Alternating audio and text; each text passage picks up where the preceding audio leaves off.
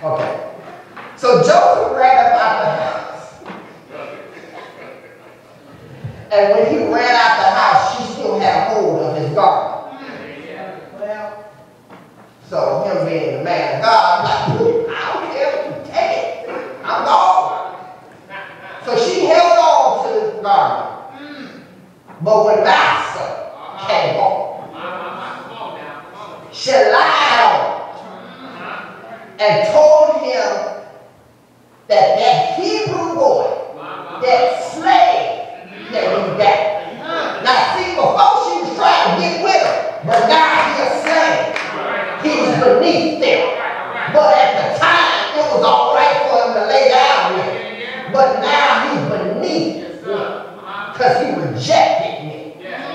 So she says, this slave that you brought up in here tried to sleep with me.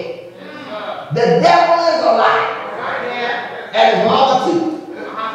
So Potiphar got angry and put Joseph in prison. But the Lord was still with Joseph. When Joseph was in prison, look at verse 21 from chapter 39.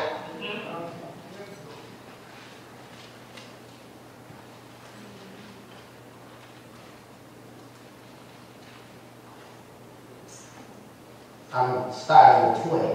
Joseph's master took him and put him in prison, the place where the king's prisoners were confined. But while Joseph was there in prison, the Lord was with him. He showed him kindness and granted him favor in the eyes of the prison warden. So the warden put Joseph in charge, put Joseph in charge of all those held in the prison. This woman lied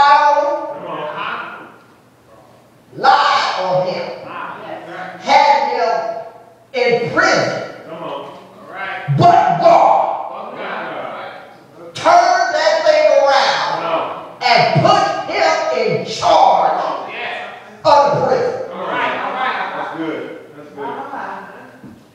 Put him in charge. In charge of the prison. Once again, Joseph was placed in charge.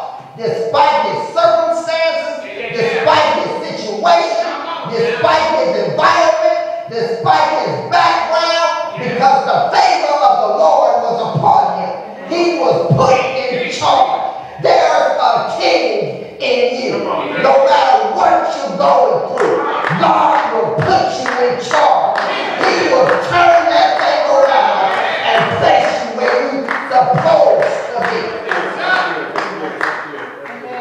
No matter what. So what folks lie on you? God is bigger than them. So while Joseph was in prison, he was assigned to two officials, the chief cupbearer and the chief baker. They were in prison with Joseph because they offended the king. So you see, Joseph wasn't in Cook County jail. He was in the politician's jail.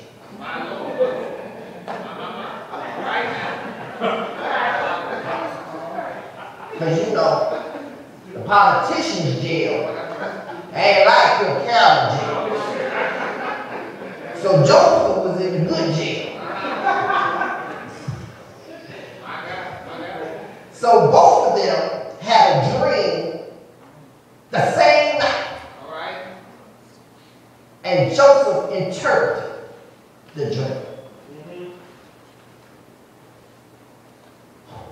So Joseph told them about his dream. So when they came back and what Joseph said came true, Pharaoh had a dream. So then the cupbearer said, Let me tell you about this prophet who I had a dream. And I told him about this dream. And he interpreted it, and it came to pass. The gift of prophecy is real. Tell it. That's right. We ain't talking about Miss Cleo gift. All right. No, call me now. We're talking about the true gift from God. The gift of prophecy. And being prophetic can scare some people. It will scare the one who has the gift as well as the one who's speaking it. So when you have this gift, realize that it's a gift from God and He placed it upon you for such a time as this. And you need to walk in your gift. Don't be scared of it. Walk in it. Because God placed it on you for a reason.